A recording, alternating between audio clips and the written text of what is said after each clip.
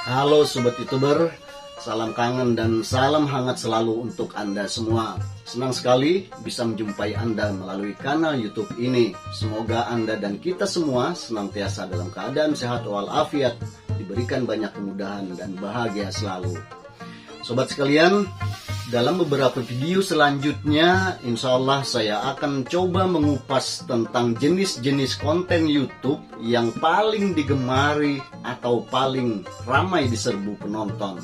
Lalu, jenis konten apa saja sebenarnya yang sejauh ini paling ramai diserbu penonton? Seberapa banyak penontonnya? Apa pula pentingnya bagi kita untuk mengetahui masalah ini? Nah, sebelum saya ngoceh panjang lebar tentang jenis-jenis konten YouTube tersebut satu persatu dalam puluhan video selanjutnya, silakan simak dulu ocehan pengantar saya sesaat lagi setelah yang satu ini.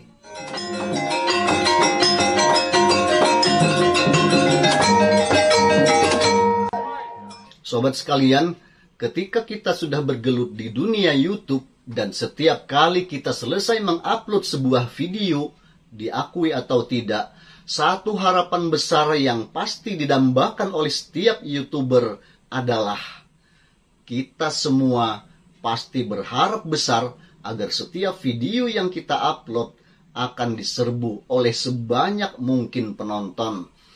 Kalau bisa ya jutaan penonton, minimal ratusan atau puluhan ribu penonton. Akan tetapi, fakta seringkali menunjukkan bahwa harapan tidak selalu sejalan dengan kenyataan. Hal ini tentu juga berlaku pada dunia YouTube. Nyatanya, tidak semua video yang kita upload pasti akan selalu diserbu banyak penonton. Bahkan, tidak jarang video-video kita justru sangat sepi dari penonton. Nah, mungkin kita akan bertanya-tanya, kenapa video saya sepi dari penonton? Sedangkan video-video YouTuber lain justru ada yang diserbu oleh ratusan ribu atau bahkan jutaan penonton. Kalau kita telusuri, tentu ada beragam faktor yang turut menentukan sukses tidaknya sebuah video yang kita upload di YouTube. Bisa jadi karena didukung oleh figur sang YouTuber itu sendiri, misalnya karena sang YouTuber itu dari awalnya memang sudah dari kalangan artis atau selebritis. Namun, fakta juga menunjukkan bahwa tidak semua YouTuber besar yang video-videonya selalu diserbu dan digadang-gadang oleh banyak penonton itu pasti berasal dari kalangan selebritis. Entah dia aktor atau aktris maupun dari tokoh-tokoh negarawan dan sebagainya. Itu artinya, figur seorang YouTuber bukanlah satu-satunya penentu kesuksesan sebuah channel YouTube maupun video-video yang diunggahnya. Dewasa ini, ada banyak contoh YouTuber besar Indonesia yang bukan berasal dari kalangan selebritis. Zune and Family, Salsa and Family, Jess No Limit, Frost Diamond, Mikhail Tuphadi, Aisyah Nahla, Vicky Naki, Arif Muhammad, Gondrong Labanan, dan lain-lain. Itu adalah beberapa contoh di antaranya. Pada mulanya mereka semua adalah orang-orang biasa, bukan artis atau dari kalangan selebritis, tapi video-video yang mereka bagikan selalu diserbu oleh banyak penonton. Namun begitu, harus kita akui pula bahwa figur seorang YouTuber memang sangat besar pengaruhnya terhadap kesuksesan channel YouTube maupun video-video yang diunggahnya. Saat ini misalnya, siapa yang tidak kenal channel YouTube-nya Ria Ricis, Atta Halilintar, Raffi Ahmad, Baim Wong, Deddy Corbuzier, dan banyak lagi YouTuber lainnya yang dari kalangan selebritis.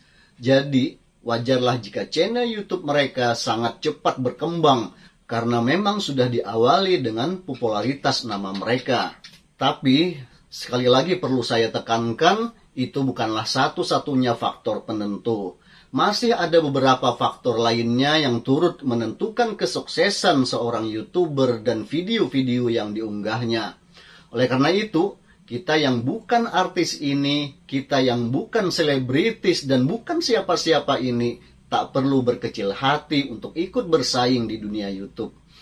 Namun, faktor penentu lainnya itulah yang justru harus kita kejar dan kita kantongi ilmunya. Inilah rahasia yang akan saya bagikan kepada Anda semua, wabil khusus bagi sesama teman YouTuber pemula. Sobat sekalian, sebenarnya video-video macam apa sih yang selalu diserbu banyak penonton itu? Apakah video-video musik, review film, politik, mancing, kuliner, mukbang, tutorial, motivasi, kajian agama, misteri, horor, atau video-video berbau seks yang isinya harus memamerkan aurat dan mesti buka-bukaan itu? Pertanyaan ini mungkin akan mengundang jawaban yang sangat beragam, bergantung pada sudut pandang masing-masing orang. Orang yang hobinya musik tentu saja akan lebih suka nonton video-video musik sebagai pilihan utama mereka.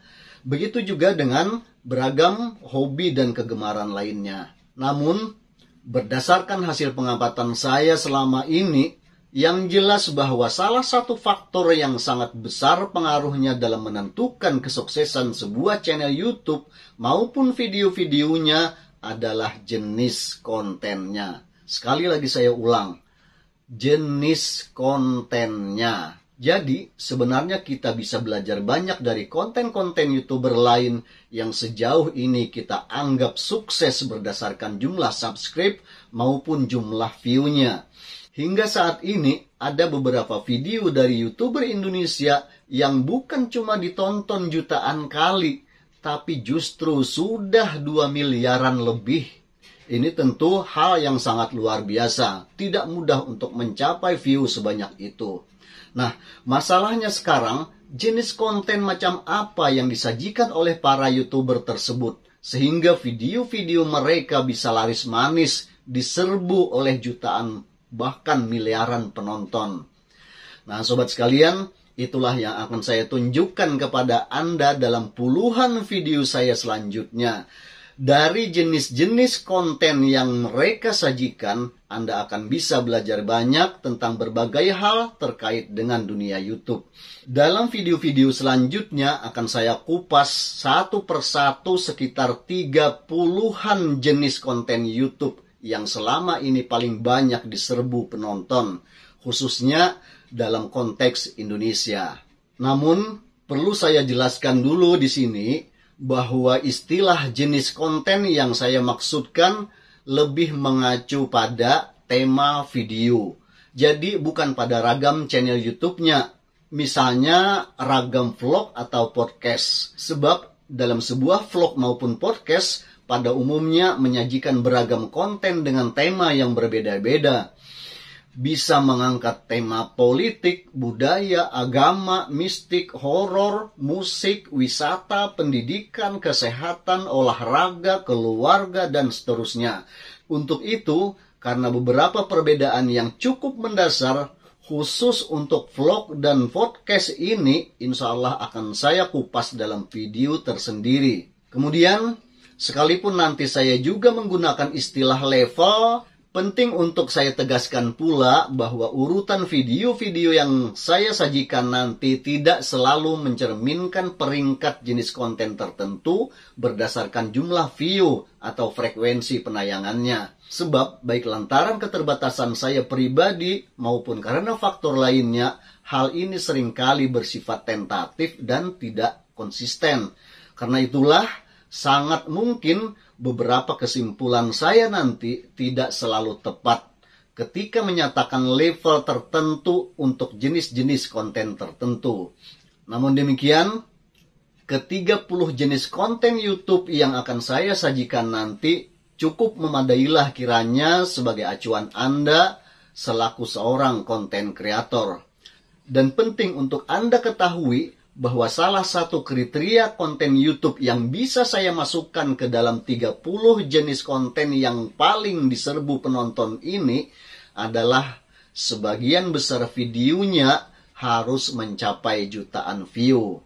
Nah, inilah kriteria yang saya gunakan nanti untuk menentukan jenis-jenis konten YouTube yang saya masukkan dalam 30 jenis itu. Dengan demikian, Beberapa jenis konten lain yang sebagian besar videonya tidak mencapai jutaan view, itu tidak akan saya masukkan dalam kategori 30 konten YouTube yang paling digemari penonton ini. Selain itu, di sini perlu saya tegaskan pula bahwa semua jenis konten yang saya sebutkan nanti terlepas dari soal-soal di luar YouTube.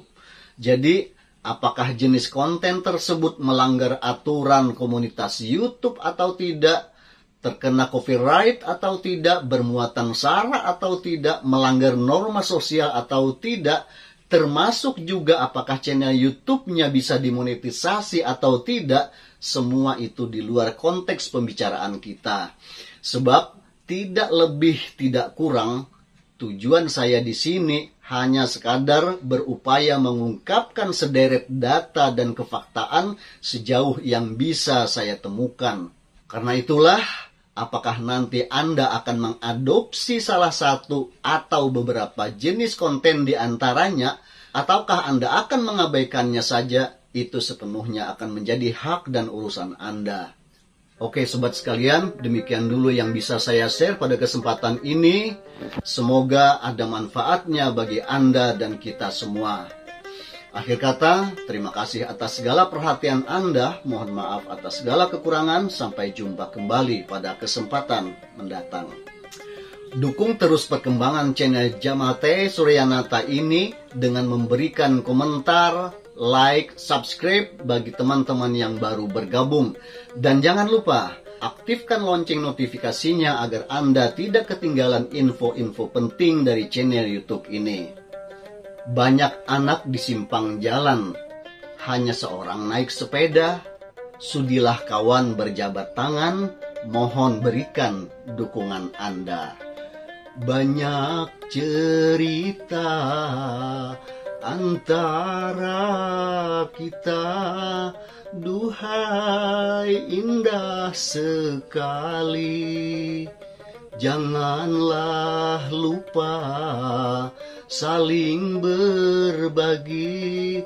Mari sukses bersama. Alamak.